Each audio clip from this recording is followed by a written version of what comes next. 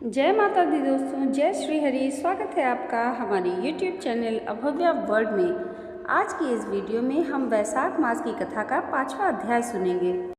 वैशाख मास की कथा के 5वें अध्याय में ब्रह्मा जी का यमराज को समझाना और भगवान विष्णु का उन्हें वैशाख मास में भाग दिलाना वर्णित है। ब्रह्मा जी ने कहा, यमराज, तुमने क्या आश्चर्य देखा है? क्या तुम्हें खेद हो रहा है? भगवान गोविंद को एक बार भी प्रणाम कर लिया जाए वह 100 अश्वमेध यज्ञों के समान होता है। यज्ञ करने वाला तो पुनः इस संसार में जन्म लेता है, परंतु भगवान को किया हुआ प्रणाम पुनर्जन्म का हेतु नहीं बनता, मुक्ति की प्राप्ति करा देता है। जिसकी जीवा के अग्रभाग पर हरि ये 2 अक्षर विद्यमान हैं, उसको कुरुक्षेत्र तीर्थ के सेवन अथवा सरस्वती नदी के जल में स्नान करने से क्या लेना है? जो मृत्यु काल में भगवान विष्णु का स्मरण करता है वह अभक्ष्य भक्षण आदि से प्राप्त हुए पाप राशि का परित्याग करके भगवान विष्णु के साम्राज्य को पाता है, क्योंकि भगवान विष्णु को अपना स्मरण बहुत ही प्रिय है। यमराज, इसी प्रकार वैशाख नामक मास भी भगवान विष्णु को प्रिय है, जिसके धर्म को श्रवण करने मात्र से मनुष्य सब पापों से मुक्त हो जाता है।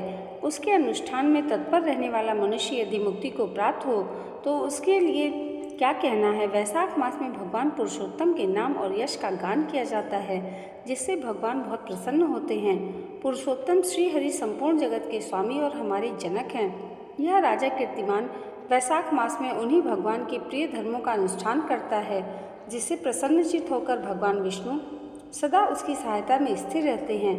भगवान वासुदेव के भक्तों का कभी अमंगल नहीं होता, उन्हें जन्म, मृत्यु, जरा और व्याधि का भय भी नहीं होता। कार्य में नियुक्त किया हुआ पुरुष यदि अपनी पूरी शक्ति लगाकर स्वामी के कार्य साधन की चेष्टा करता है तो उतने से ही वह कृतार्थ हो जाता है। यदि शक्ति के बाहर का कार्य उपस्थित हो जाए तो स्वामी को उसकी सूचना दे दे, उतना कर देने से वह उद्वीर्ण हो जाता है और सुख का भागी होता है। जिसने उस प्रयोजन को स्वामी से निवेदित कर दिया उसके ऊपर न तो कोई ऋण है न पातक ही लगता है। अपने कर्तव्य पालन के लिए पूरा यत्न कर लेने पर प्राणी का कोई अपराध नहीं रहता। यह कार्य तुम्हारे लिए असंभव है, अतः इसके लिए तुम्हें शोक नहीं करना चाहिए। ब्रह्मा जी ने ऐसा कहने पर यमराज ने दीन वाणी में कहा, तात, मैंने आपके चरणों की सेवा से सब कुछ पा लिया।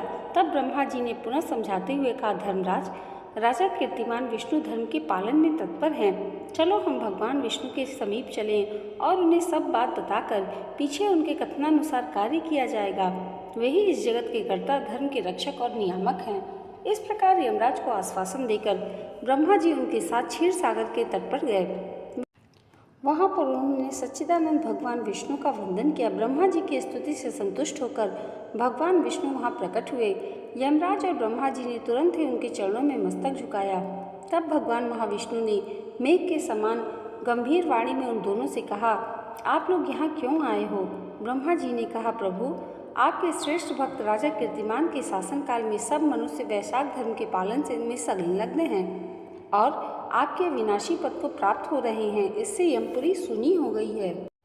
उनके ऐसा कहने पर भगवान विष्णु हंसते हुए बोले, मैं लक्ष्मी को त्याग दूंगा, अपने प्राण शरीर, श्रीवत्स, वैजयंती माला, श्वेत दीप, वैकुंठ धाम, क्षीर सागर, शेषनाग तथा गरुड़ जी को भी छोड़ दूंगा, परंतु अपने भक्त का त्याग नहीं कर सकता, जिन्होंने मेरे लिए सब भोगों का त्याग करके अपना जीवन तक मुझे सौंप दिया हो।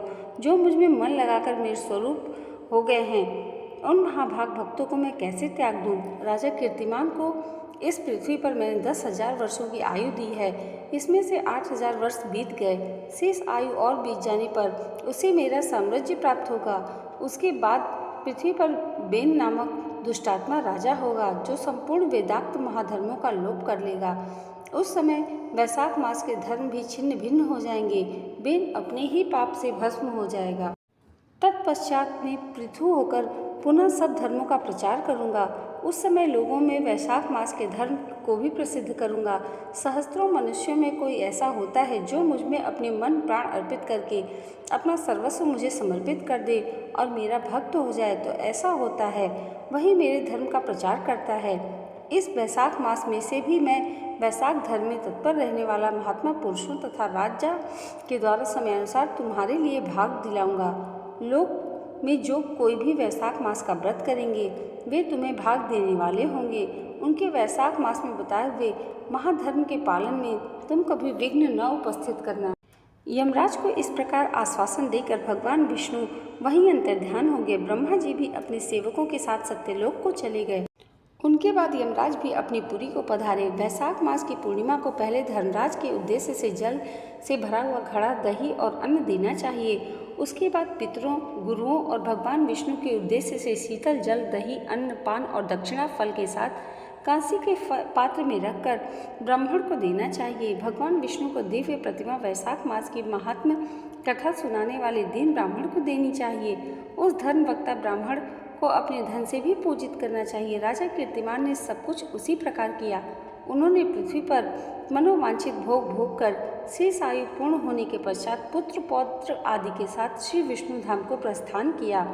मिथिलापति ने कहा, महामती दुरात्मा राजा बेन प्रथम मनवंतर में हुआ था।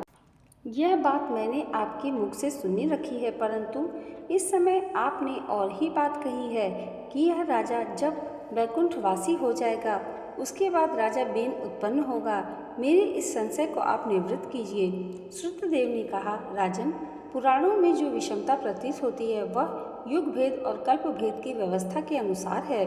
किसी कल्प में ऐसा ही हुआ होगा कि पहले राजा कीर्तिमान और पीछे बेन हुआ होगा। इसलिए कहीं कथा में समय की विपरीतता देखकर उसके अप्रामाणिक होने की आशंका नहीं करनी चाहिए। जय जय श्री हरि। दोस्तों, यहाँ पर वैशाख मास के महात्म्य का 5वां अध्याय संपन्न होता है। आज की यह वीडियो अगर आपको अच्छी लगी हो तो कमेंट बॉक्स में जय श्री हरि जरूर लिखिएगा। और वीडियो देखने के बाद आप लोग लाइक करना भूल जाते हैं तो प्लीज़ इस वीडियो को लाइक और हमारे चैनल पर पहली बार आए हैं तो सब्सक्राइब भी ज़रूर कीजिएगा। जय श्री हरि, जय माता दी।